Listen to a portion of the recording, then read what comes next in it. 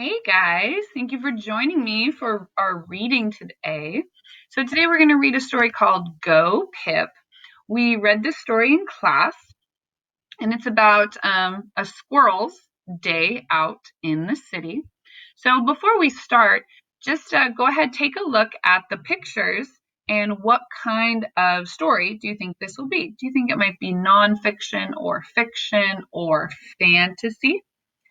So this story is actually fantasy because some of the things that are going to happen in the story are things that could never happen in real life. So we're going to read about a squirrel's day in the city. Pip sits, Pip looks. So remember, if you can read any of these words, then go ahead and just read right along with us. If not, just make sure you're paying attention. And you might even be able to sound out some of these words.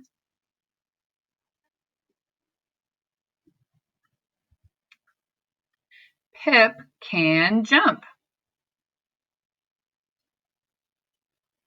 So while we're reading, just think about some of the things that Pip is doing and think about how where he lives makes it so that he can do these things.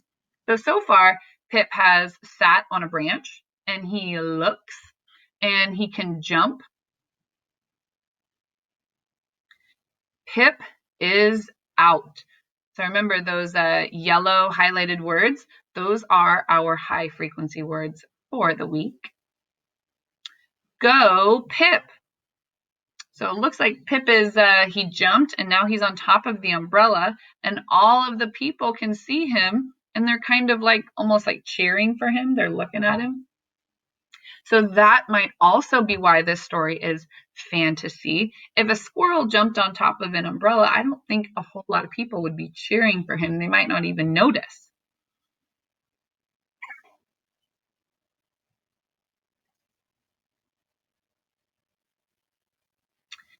Pip looks up. It is very big. So notice that the word very and the word up, those words are highlighted. They are our high frequency words for the week. And there's another reason that we know that this story is fantasy, because a squirrel would never, ever, ever be looking at a map.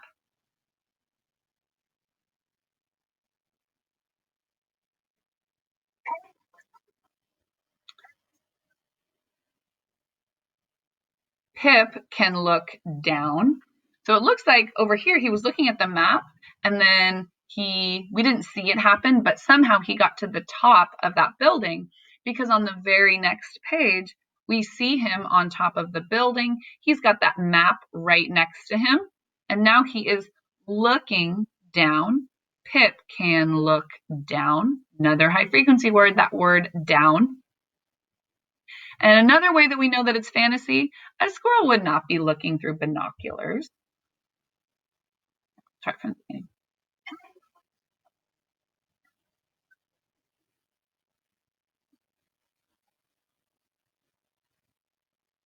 Pip will go in. So he's at a hat shop right now, it looks like. We talked about that in class. And he is going inside the hat shop. Will this hat fit Pip? It will. So that's another thing we talked about in class, how we know it's fantasy. Because a squirrel would not be buying a hat.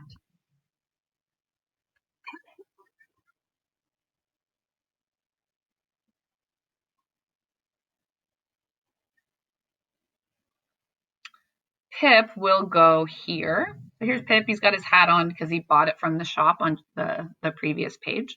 And it looks like he's looking at some kind of museum. I see like a big picture of a squirrel. And then over on the next page, that looks like almost the same painting of the squirrel that he's looking at. So it looks like he might have gone into an art museum. Pip can look.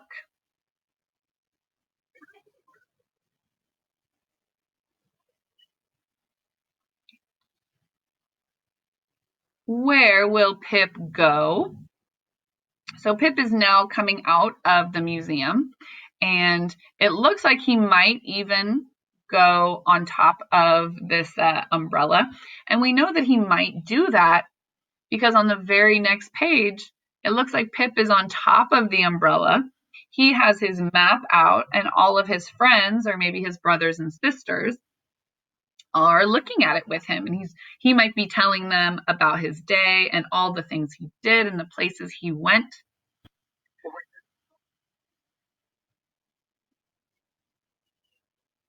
Right. So think about some of the things that Pip was able to do because he lived in the city, and kind of thinking about, would he be able to do those same things if he lived in the country? So here is the author, Tomac Bogacki. So Tomac Bogacki used to live in a house in the forest. He liked to watch the animals there and draw pictures of them. Now he lives in a city where he likes to walk along the streets, visit museums, and watch squirrels in the park. So it seems like the author got his idea for this story because he liked to be in the park and watch the squirrels. So he turned that thing that he liked to do into a story by making it about Pip, a squirrel.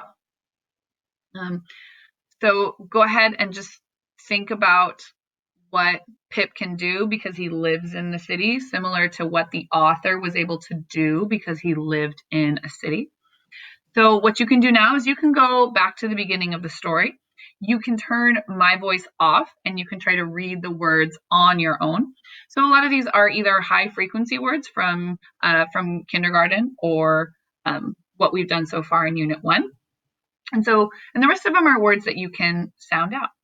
So you can read it along with me. You can keep the sound on and read it as many times as you'd like. Thanks, guys.